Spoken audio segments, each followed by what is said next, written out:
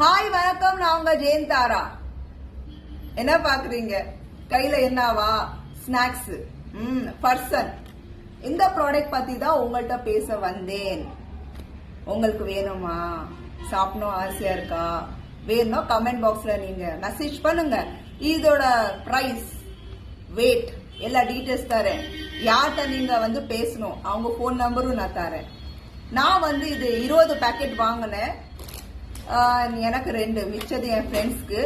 இது ரொம்ப ஹெல்தியான ஒரு ஸ்நாக்ஸ் தான். நார்த் சைட்ல நிறைய டிஷ்ஷஸ்லயே போட்டு இது சாப்பிடுவாங்க, அவ்வளோ டேஸ்டியா இருக்கும்.